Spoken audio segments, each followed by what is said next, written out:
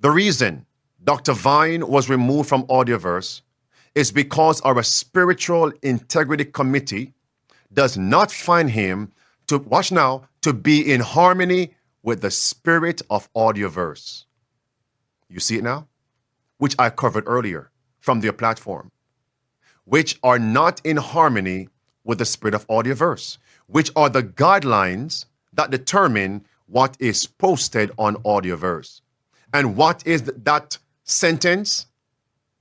Line number 9, it says, you cannot tarnish, you can't vilify the reputations of individuals, of the SDA church leadership or institutions. Question, did Dr. Vine tarnish or vilify? The man was preaching Bible truth on this issue. And they call that tarnishing and vilifying. So friends, we have come to a time where AudioVerse is labeling the protests as tarnishing people's reputation, labeling biblical Christianity as vilifying someone's character. That's the time we have come. I will boycott AudioVerse. That spirit of AudioVerse is not the spirit of Christ Jesus, is not the spirit of the Bible and spirit of prophecy. It's the spirit of Satan, the spirit of tyrants, the spirit of the dragon, the spirit of the slave master, the spirit of the mob rule mentality, the spirit of gang leaders, the spirit of communists, the spirit of vipers. Let's continue in the email. This is the mafia mentality. Thank you, Selma, in the chat.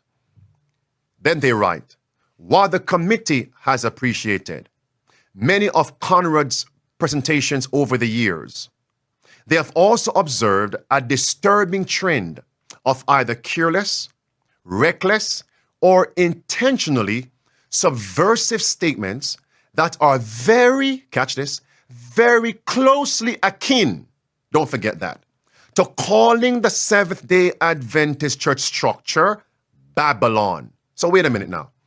So they banned Conrad Vine, not for calling the church Babylon, but simply implying it sounds like you're calling the church Babylon.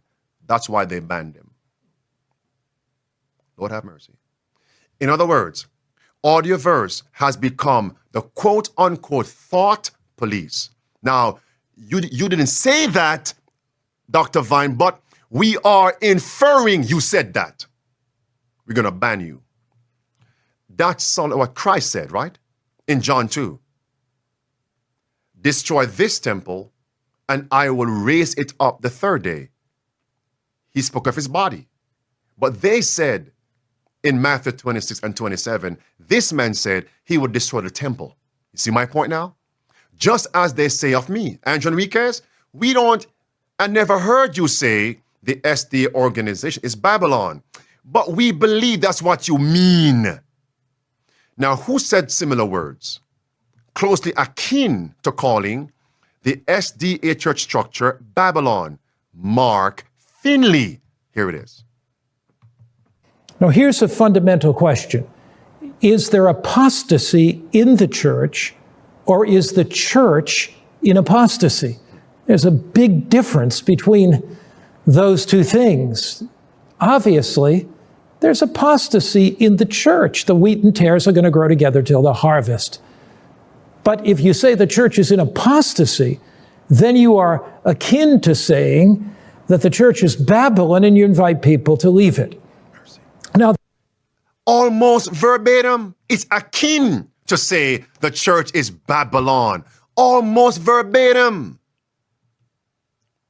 That's why they banned Conrad Vine.